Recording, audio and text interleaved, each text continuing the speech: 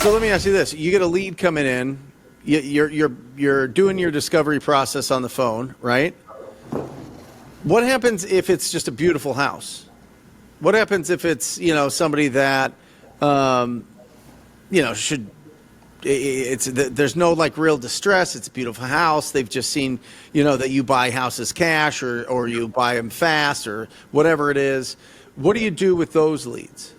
So we're really just of the approach that we're trying to get out to as many of those people as possible, especially if it's a PPC lead, just because they're different, right? And we just assume that even compared to all the different marketing channels that we're doing, that they're inherently so much more motivated until they prove us otherwise. So we try not to take too much at face value in what they're saying over the phone. And again, if they even have one decent pillar that's sticking out to us, we're trying to meet with them and obviously get out there as soon as possible. I mean, we're prioritizing what our hottest leads are, obviously, but definitely just trying to, especially with PPC leads, trying to get out there as soon as possible. Even if it's a nice house, a beautiful house, things like that. Just because you really never know over the phone, like what's really going on with the house or their situation, to be honest. So. Yep. So lead to appointment ratio, what do you think that is? Let's say you get 100 leads. How many of those are you going on the appointment? So overall, what we do is we call leads and then opportunity, which is like a net lead and then an appointment. Our net lead to an appointment, we're shooting for 40%. So of all of our leads, like total leads, I don't know total leads to appointment. I don't watch that nearly as much, but like we have top of the funnel is any and all leads. Then a net lead is qualified with at least one of the 4 pillars of motivation. Out of that, our benchmark, our goal is to go on about 40% of those. We want to be on an appointment, opportunity to appointment. So the other 60%, what are those? Those are just people that are just like, hey, what will you give me? Well, and we learned this from Mark. Oh, sorry, you go ahead. Well, I was just going to say, if somebody calls and asks to be taken off the list, or it's a spam call or anything else, like we're just anything and everything, like we just call that a lead. And then an opportunity is essentially actually a homeowner with one of 4 pillars in our mind. So explain the 4 pillars to everybody that isn't familiar. Yeah, and I was just going to basically repeat what Joe just said about what a lead is. But yeah, so basically, the 4 pillars of motivation are price, so what price they're willing to accept, timeline, reason for selling, and condition of the property. So ideally, like in a perfect world, you want your potential sellers to fall at least under 2 out of those 4 to qualify as an opportunity. Like I said, we're being a little bit more lenient because we found, and I've learned this with Joe, working look, I talked with you, Brent, talking with Joe, Utah and Phoenix or in Arizona are 2 of some of the hardest markets in the nation right now. And so Joe is like, look, if they got at least 1, like we need to get out there and get in front of them because typically other pillars end up presenting themselves. The home's not in the condition they said it's in. Their timeline's quicker than we thought. They're in foreclosure, but they didn't want to tell us over the phone because they were embarrassed. So typically we've been going, if they got at least 1 pillar and it seems like a strong pillar, we're going out of the appointment. So especially which one's the best one for you? The reason for selling? I think the reason for sure. Reason or timeline. Reason or timeline. Yeah. I mean, if someone gives, reason or timeline. I mean, timeline to me is the biggest giveaway. I feel like timeline gives you the reason. Like I feel like they kind of mesh pretty well. It's like if they got a timeline, there's a big reason behind it. So. Yeah. So you said something about take me off your list calls. Are those mailers? Yep. Yeah, because I do quite a bit of mailers. We do in both markets, and we get a decent return on those. So that's people like, hey, take us off your list. Don't ever send me a mail piece again. Blah blah blah. We hate your stinking guts. Yeah. What marketing channel? So you're using PPC. You're doing direct mail. What else? Yeah, so PPC is by far and away our best channel, and obviously shout out to you guys. Then that's our biggest budget. But then our next would be mailers, and then we also do cold calling as well. And then in one of the markets we do paper. Before we do paper leads, yeah. So. In Florida, you do PPL. Who do you like for PPL? So I've been using Property Leads lately and iSpeed. iSpeed doesn't give you a lot of leads because I have my criteria so strict, but I've done some good deals. Like I think right now I got to look at the numbers again, but we're doing about a 5 to 6x return right now on PPL. It's been a couple months since we've gotten a deal, but the deals we have gotten, we've had pretty good. We've performed pretty well on them. So And your cold callers, is it a company? Is it people that are on your staff? What is it? Yeah, we just outsourced it. You know, that's your Call Geeks of the world and whoever else. I can't remember who we're using right now, but yeah, just outsourced. Yeah, cold calling company. Yep. Got it. What are the timelines? Because I talk about this a lot, but I want to get it from your guys' perspective. The difference between a PPC versus direct mail. Let's start there. What are you guys seeing from the time that you get the lead to the time that you close the deal? That you actually, that your cash gets recycled, so to speak. Well, from what I'm seeing, like over the years, I feel like PPC's within like 2 to 4 weeks, or not even sooner. And Brent, you can correct me if I'm wrong on that, but that's kind of seemed like direct mail. I feel like it's between 1 and 2 months, and then cold calling probably between 2 and 6 months. PPLs I would put in the same category as web. It's like, hey, if they're an actually legit opportunity or lead that's come in, then they're within the same time level as PPC. I don't know. What are your thoughts on that? Do you feel like that's the right timelines based on your experience with all those? We would have loved if PPC, because we're at the upper peak of what we can spend for PPC to be really efficient and have a nice ROI of minimum level is 3 times. And obviously the maximum is the maximum. Let's go as high as possible. But we sit between 4 and 5, which is beautiful. And so if we spend more, it doesn't really do much. So I was like, we'll just pile on some more PPL. This will be great. But we were only closing 1 out of 50 leads, and it was taking 90 days to chase them down. So I don't know if it's just our market. I don't know if our market was more of a mixture of maybe some cold call leads or some leads from other vendors that were kind of just getting compiled into the source that we were using, or if it was just YouTube leads or Facebook leads or whatever else. It was kind of, you really don't know where they're coming from. If it's an SEO lead, which Property Leads was built on. They're the masters of it. Andy's a genius on it. Those guys are fantastic. If it's those leads, those are premium. That's like a PPC lead. Those are the best. But because the demand went crazy, I think that they had to add more. They're doing Facebook, like, just really bottom of the barrel, like put out an ad saying, we'll tell you what your house is worth, get an offer type of thing. Yeah, and so we would find that it took a long time to even get them on the phone. We would call them instantly, and it just didn't. So the ROI was like 1, and it just didn't work out. And we tried it for 6 months one time, 9 months another time. Like I really, really want it to work. I wish it worked the way that you guys have it. Well, it's just in Phoenix. Last year I broke even, and I wanted to give it another shot because I needed to add a channel, and then I was about 5-6x, but we got to look at it again based on what we've been doing since July, because it's definitely tapered off. So yeah, it's tough. Like it's just, it just depends. So go ahead. I was just going to say, and that's one of the things that I'm working on is just really every part of the business over time. You figure out more and more what numbers to track and what's good, and so I'm really working on right now for us as a whole for both markets, like what our speed to lead is, what our speed to appointment per marketing channel, what the average conversion cycle is, but I don't have the specifics numbers on those right now. But I do just know that PPC for us is biggest budget, best return. Obviously, the most motivated. You got to get to them quicker conversion cycle and timeline, and then it goes down from there. What's your monthly budget? In terms of marketing? Yeah. So we're about 45 in Utah, and we just ramped up. 20. So we're about 45, or so about 65 to 70K a month now. Love it. Yeah. Love it.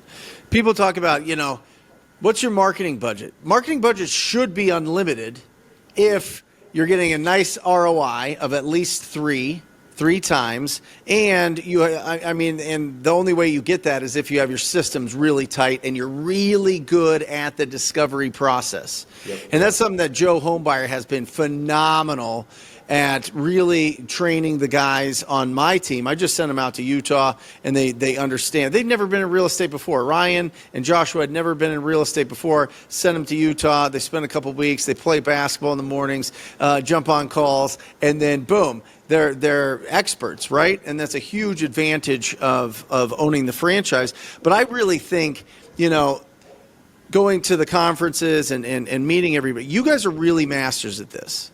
You guys are really, really, really, really masters at this. And I think it would be a huge service to the audience that's watching or listening to the podcast if you guys just break down your process of when you first get on the phone and you first get these leads coming in, how do you really discover what their goal is? What is their goal with this property? I'll tee it up. So we both were in acquisitions and learning how to negotiate for Mark and Cody.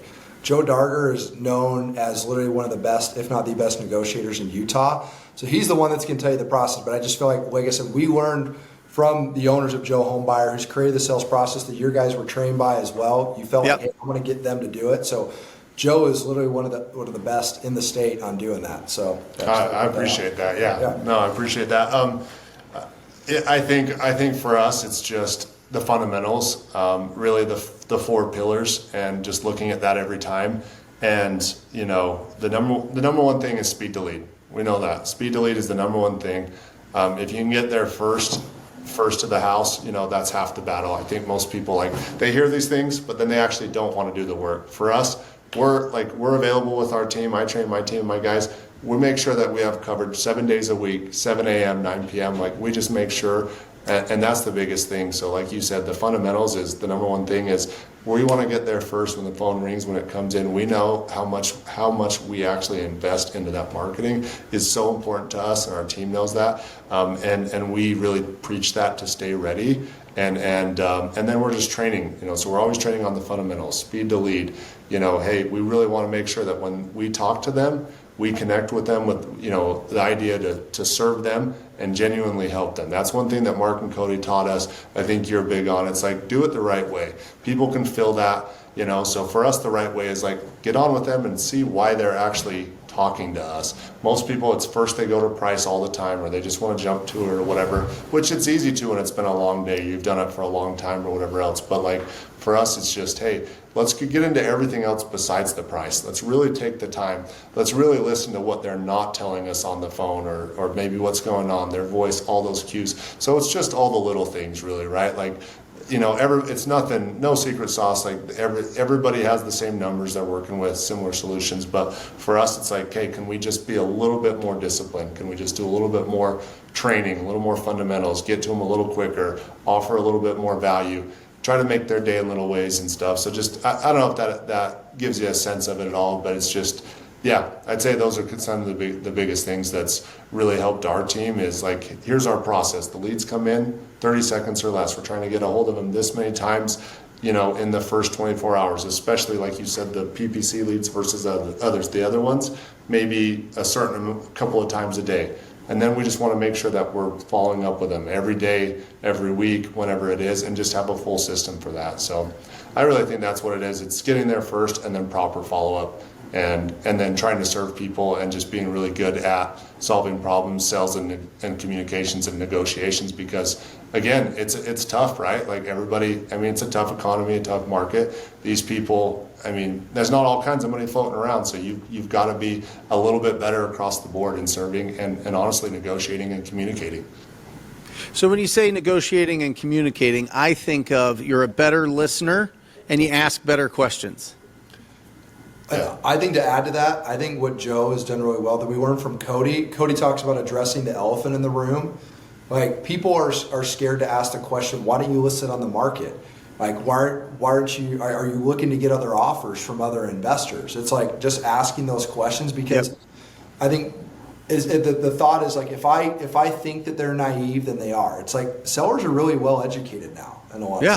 Not 10 years ago. It's not when you started in real estate or back in 2015 where it's man, there's only 3 people that are actually buying houses for cash that are even doing any sort of marketing and almost no competition. So I think what Joe has taught his team is like they're asking those tough questions, and they'll say, hey, look, like I heard our lead manager today say, look, you're probably going to get offers pretty similar to everybody. We'll probably be right in that range with everybody else, but nobody's going to work harder than us. So it's literally setting that tone like, hey, you're going to get competing offers, and we're all going to be roughly in the same range. Some a little bit higher, some a little bit lower, but nobody's going to serve you more than us.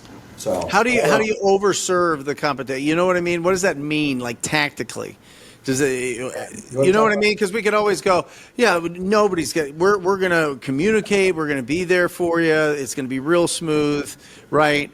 But like, how do you prove that? Yeah, that's a great question, and I echo what you said first. It's listening and asking the right questions. But like our lead manager, like we had this deal. Like this lady, she was amazing, but she was executor over a state, and she was like the amount of time our team and especially our lead manager had spent talking to her, taking calls, nights, weekends, 10+ hours. You know, making special addendums, offers, like all this stuff, and as it went through the process, like there were offers she had that were higher, but she just, again, we told her we were going to work harder than anybody, and we actually like meant it. We picked up the phone call when she wanted. We played the game the way that she wanted, even though we had a standard process. We did everything we could while also like trying to protect our time that we had. So I think it's just like part of it is just like you said, listening. Sometimes, Brent, is like looking at their situation and offering things that other people would never think to offer, you know, and people feel that, and I think that's where your actions actually show more than your words. And listening sometimes is just, you know, asking the right questions and hearing again what they're telling you, but what they're not telling you. So if you run into, and we all run into this, right? If you run into that seller, or maybe it's the family of the seller, right? It's the son, it's the daughter, it's the executor, whoever just is inheriting this property, and they just give you one-word answers. You know what I mean? Like you're asking them questions, and they're just kind of they're shelled up a little bit. They want to keep their cards close to their chest. What do you do in those situations? Well, I think what we've learned, like we really try to follow the Chris Voss method and just ask questions like it sounds like, it looks like, it feels like. So like it sounds like you guys don't know what decision. It sounds like you're not ready to make a decision yet, based on kind of the responses we're getting. Yeah. And then you're trying to yield a no response. Oh no, we are looking to make a decision. It's like, well, it feels like that maybe there's a disconnect with what we're communicating, and we're just not like, we want to see how we can help you, but there's just not a whole lot of dialogue going on here. So I think addressing it that way allows people to get to know, because we feel like as soon as you get to the know, that's when the negotiating starts happening. So I feel like that's something that Joe has taught really well to our acquisition guys. So yeah, I think that was well put. yeah, That was perfect. And how do you balance it, right? Because I think there's a stigma. I know there's a stigma in our industry that we're obviously taking advantage of people, right? There's that. And then there's the people in the industry that understand that we're providing this offer, which is going to solve their problems. They're looking for speed and convenience, right? This is what they're looking for. How do we straddle that line? Because there's sometimes where, maybe it is a naive seller. Maybe it is somebody. I mean, maybe they are older and they're trying to get something done here. You know what I mean? What do you guys do to make sure that one, you're just being ethical and moral, and you know what I mean? You can't sleep at night if you think that you have to look over your shoulder because you did a deal and took advantage of somebody. Like, how do you guys feel about that mentally? How do you guys go about that? I would say two things. Again, addressing the elephant in the room. Saying, look, you could probably get more money putting this on the market with an agent. Why are you wanting to sell it to a cash investor like us? And the second thing is, hey, are all the decision makers involved? Especially if they're elderly. I'm like, do you have family members, or do you have somebody that you're An attorney.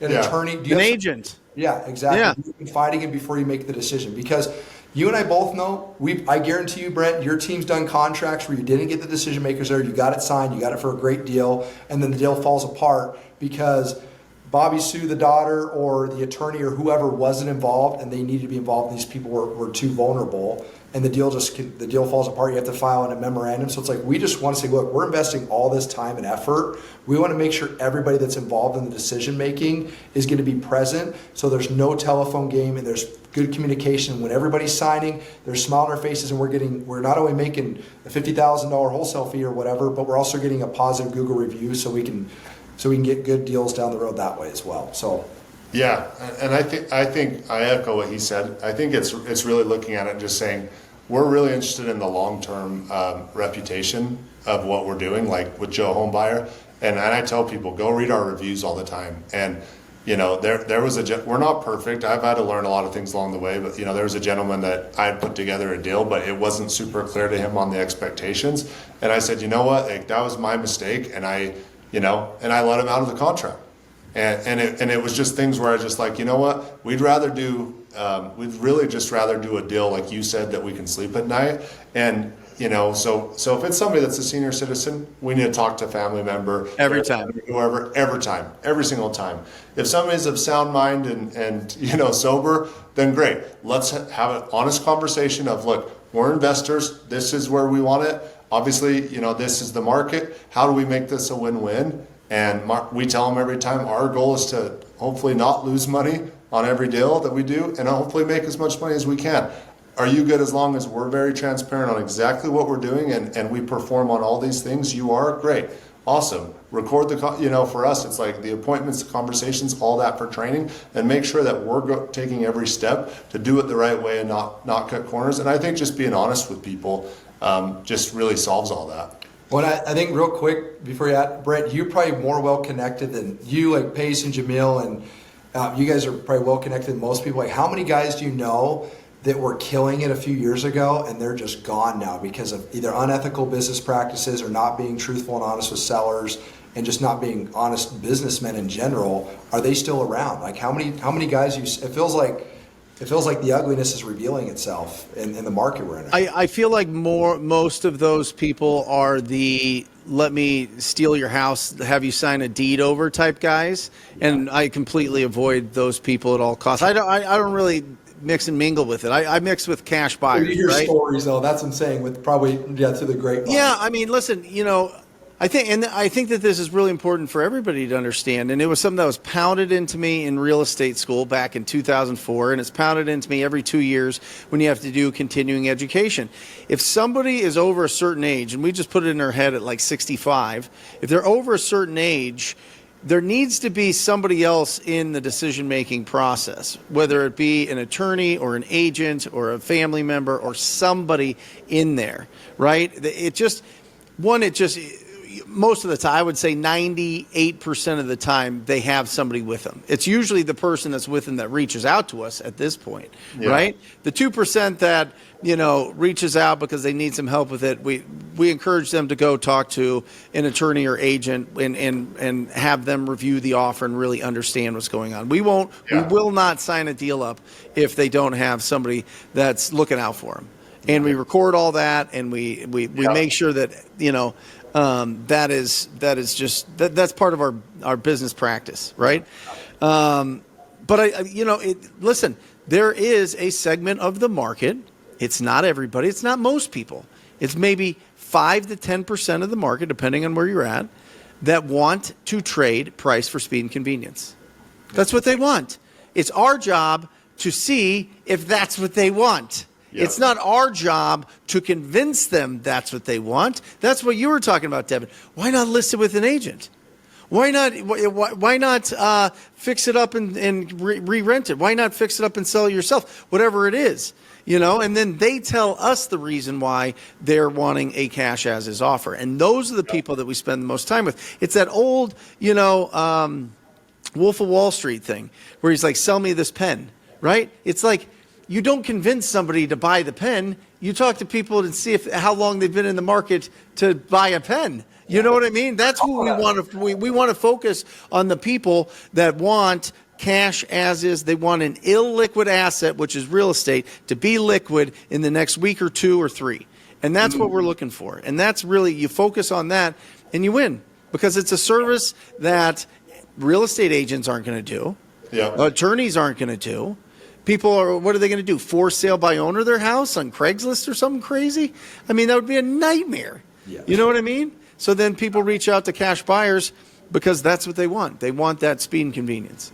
Yeah, I love what you said. I tell people all the time, and I tell us our team, we truly are not here to convince people. If they want to go this route, if they're sure, it's our job to be their best option. To be honest, to have the tough conversations, to make it work, to make it a win-win. But I love how you said, take an illiquid asset and make it liquid in a short matter of time. That's a great way to put it. And I think not only to have that mindset for sellers is great, but also for yourself and your team. If you don't have that mindset, you're not going to be in the business long, because you're not going to know who to serve and where to spend your time and where to not. And you'll burn yourself out too quick trying to if you are trying to serve people who were never going to sell their house for cash and didn't need it, but they just wanted it, but they wanted top dollar price and that speed, that's not going to be a way that you're ever going to win in business either. So it's good for them.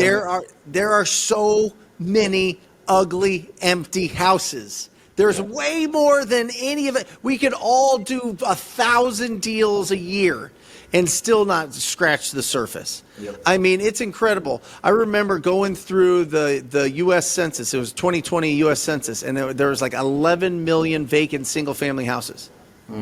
11 million. Yeah, that's crazy. 11 million. Now, obviously, those are second homes and vacation homes and blah, blah, blah, blah, blah. But those are also properties that have just been abandoned and are just sitting there and are getting beat up, and they need capital improvement. And that's where we match those properties with either ourselves, if we want to, do the work ourselves, or we match it up with an investor that wants to pay us for the opportunity to do that deal. Well, and I think to also add, like, with how we do our businesses, particularly with Joe Homebuyer and Brent, you're a similar operation. It's like, look, we don't make offers, we buy houses. That's it. Like, if you want to make offers, like, look, there's a lot of people out there that are I would say a handful of people that are really good at making offers and actually doing deals. But most of the guys that are really successful is that they're marketing to people that would fit a box of guys like us that we can serve them. Like I said, people say, "What's your offer for the house?" I'm like, well, tell me about the house. Like, we want to come see the house. We want to see where we can provide value. So, and look, most of the people just say, I want an offer. They're not our audience. It's like, look, go list your house for retail or sell it yourself. Like, we're not your guys. And so, and we're learning like how invaluable that skill set is, to where you're not wasting your time with people that don't want to sell their house at a discount. We're asking questions. It's kind of a ninja move towards, like I said, we're asking the disqualifying questions. Why didn't you list it? Why didn't you why don't you fix it up yourself? Why don't you do all these things? And then they tell us why they can't, or why they won't, or why they just won't do it. And then, like, okay, now we're your option. Now we'll go out there and help you out. So, and people don't understand that until it happens to them, and they're like, "Oh, this is real. Yeah. This is real." People just want to, get rid of this. It's like trading in your car. You could totally get more for your car if we you just put bought on a $1 million property on the mountain in Park City because the guy had to sell it for cash. He had to go with an investor. Like, he's like, I can't list it. I don't want to. I need to sell it. I need to be done in a couple weeks. It's like, and we got it at a great discount. And he was okay. He knew he was a smart guy, investor. Had to go through bankruptcy. He's like, I know I'm not getting what I think this home's worth, but I have to sell it to somebody like you guys that can buy it and fix it up and make money. Like, he knew exactly what he was doing with us. But we are offering those, like you said, and we're taking on the risk and time. It's like, hey, we're getting started on it, and now there's problems with the roof, right? And now there's these delays. Now there's these things. Who knows? Hopefully we get it sold before winter, maybe next, right? So like you said, we're offering extreme speed and convenience. But taking a risk. And taking a big risk, and there's a lot of value to, like you said, a certain segment of people that where they're at in their life, that really makes sense for them. It is their best option. Yep. Awesome. Let me switch tracks a little bit. Yep. Being an entrepreneur is really hard, right? I mean, right when you think you get it figured out, something changes. Right when you're cranking, interest rates go up. Right when you had your best financial year ever, and then inflation goes up 17%. You know what I mean? Like, what do you guys do? What do you guys do individually, and then what do you guys do together when you do go through those times, which is inevitable, as a entrepreneur, maybe deals fall out. Maybe it was a month where you actually lost money as opposed to made money because you invested in more marketing or more people or whatever else. So what do you guys do that helps you out with that? That helps you keep that positive, optimistic mindset? Well, I think a quality that Joe, and it's going to sound kind of, it's going to sound like retroactive. It's like, I feel like we're both good at seeing, like, getting rid of our egos and watching the people that are really good in this business. Like Joe and I both listened to your podcast with CJ Moss. They're in the toughest market that we've had in years, and they're still doing $10 million. It's like, what are they doing that we aren't doing or that we need to be doing to get ourselves in that position? So I think looking up to guys that are doing it currently, that are killing it, and that have proven it. And I think it's fiscal responsibility. It's like, what are the marketing tools that are going to make sense? Who are the right hires that are going to help us, that are going to be an investment and not an expense?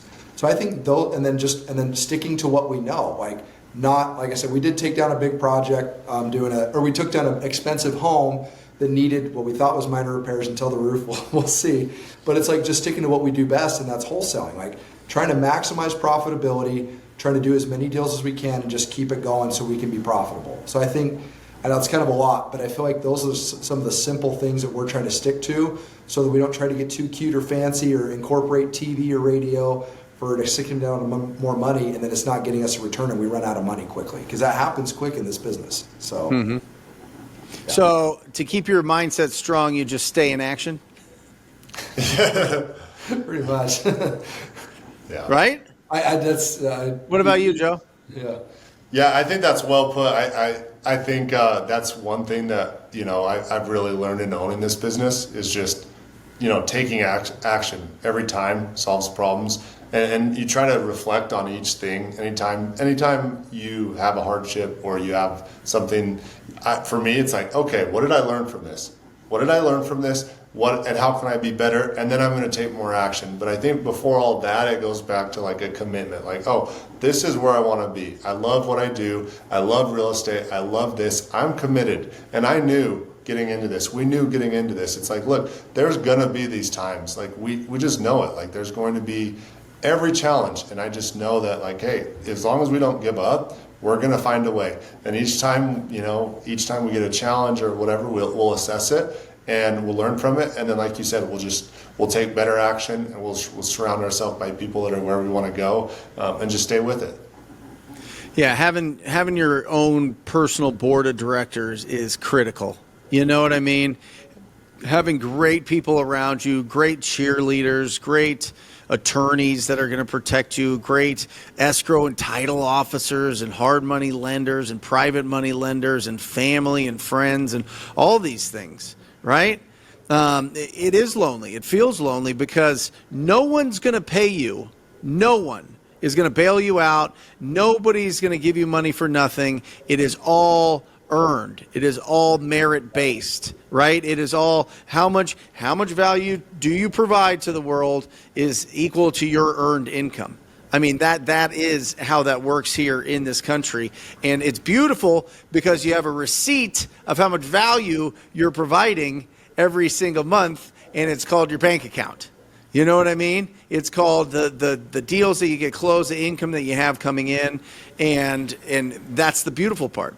It's also the tough part. It's also the part where, holy cow, like we are on we got a fist fight. We got to go kicking and screaming into the next month, into the next quarter, into the next situation, into the next deal, and we got to go with as much conviction and optimism as possible, even though we've got everything crumbling around. It feels like finding out that you have a roof. That who knows what that's going to cost on a mountain. Yeah. You know what I mean? Finding out, and it could be plumbing. It could be somebody goes in and breaks into the house and steals all the new appliances that you put into it. It could be all sorts of different things, right? But just having that personal board of directors, being in action, putting really good positive things into your head, listen to great things, be around great people, don't get stuck in a loop of like doom, and you'll make it as an entrepreneur. But it's really tough. What I think, if you want to not be successful, listen to political podcasts every day and talk to naysayers that real estate's the bad market. Right. And like that's one. I think Joe and I chose to go with Joe Homebuyer. Like, look, we're repping. We got the logo on the back. We got our hats. Like, we chose to go with Joe Homebuyer because we picked not only mentors but an operation that's doing it currently. Like, but look, they're going through challenges too. Like for their operations in Utah and North Carolina. Like, it's not easy for them either. But it's like having that network and that community and having the tools that they've given us to help us be successful and having somebody to lean on has been huge. Like if you do it on your own, I think there's a small segment of people that can do it successfully, but most people can't. You need good mentors, you need good people around you to help you be successful whatever venture you choose. So Yep, agreed. Joe Darger, Devin Hager. How can people get a hold of you? And what if people want to meet you in Utah or they want to do deals with you in Florida? How can they reach out to you guys? Yeah, so we'd love that for people to connect with us. We'd love to serve. Like our combined experience in real estate now, we're basically 10 dinosaurs. 10 plus years, we've seen and done it 15 all. years, yeah. And we're actually doing it at a really high level, so we'd love to help people out. We are looking for A players to join our team, especially if you're in South Florida. Like you said, somebody that's done door-to-door, military, police, somebody that just knows how to roll up their sleeves, get to work, and wants to serve people and help us close deals and buy houses. We'd love for them to reach out to us and interview because we really are growing quite a bit, and our goal is we will be the top dogs in South Florida and in Utah. So it's just a great opportunity to come in and make a lot of money and be part of a really good culture. So we both Instagram, have Instagram, and then so we'll send your team our Instagram so you can throw it in the description. Show notes. You know? Yeah. So we're both active on Instagram, and look, I found my last acquisition manager through a podcast, and so. So this is a great place to network. Like I said, we're wanting to give people a shot, especially if they fit the values, the culture, and they have the skill set to especially, look, we're looking for sales guys. We're for dispo and for acquisitions. Dispo's never been more difficult. It's both positions are not easy, so we want A players. So we'd love to have people reach out that are looking for an opportunity to grow and scale. So. Awesome. And lastly, what's your thoughts on new regulations, new disclosures, new different rules and laws surrounding real estate and surrounding wholesale? How do you think that affects your business?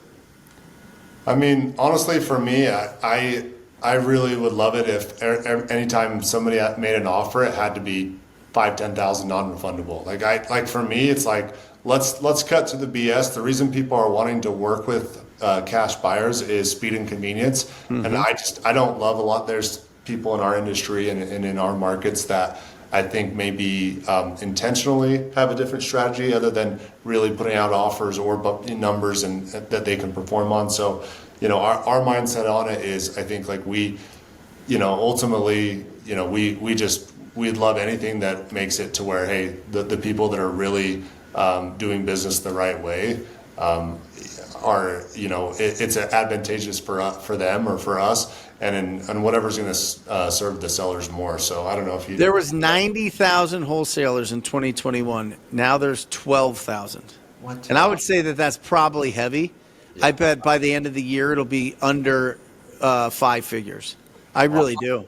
Honestly, I say bring on the regulations, all those things. Because look, if you can't, if you can fight it and win, sure. But if you can't, just roll with the punches. Figure out a way to get creative and then get rid of the bad actors. And then, we're going to do better deals. We're going to help more people. And, look, if we have to buy every property, figure out a way to get capital to do transactional funding. Figure out a way to be able to put down $5,000 to $10,000 non-refundable. Because, look, when we're doing those deals, we're structuring them so we know we're going to win. And we're promising the seller, we're performing. At this price, with $10,000 non-refundable earnest money, we're going to close. And so I feel like giving that assurance to sellers, we make more money, the sellers get helped, and it just gets rid of all the people that can't do that. So, yeah. Awesome. You guys are incredible. Can't wait to see you guys again. Awesome. That's awesome. Thanks for having us, Brent. Thanks for being on here, guys. Definitely check them out in the show notes. We'll put their Instagram. And if you're in South Florida and you got what it takes. Miami, Fort Lauderdale, West Palm Beach, that's our whole territory down there. So they're ready for it. That is awesome. So thank you guys for being on here. Thanks, Brent. Appreciate it, Brent. See ya. Yes. And that's it. Another incredible podcast episode. Thank you for being a part of it. My name is Brent Daniels, Mr. TTP, Mr. Talk to People. And as mentioned, Joe and Devin love their PPC leads. They are the premium, fastest, best leads possible. Those are Google Ads leads. And it's an incredible passion of mine. We have an incredible agency. We have the best of the best that are running those accounts. If you're interested in learning more about that, go to talktopeople.com. And that's it. I encourage you to go out there and talk to people. I love you guys. I'll see you next episode.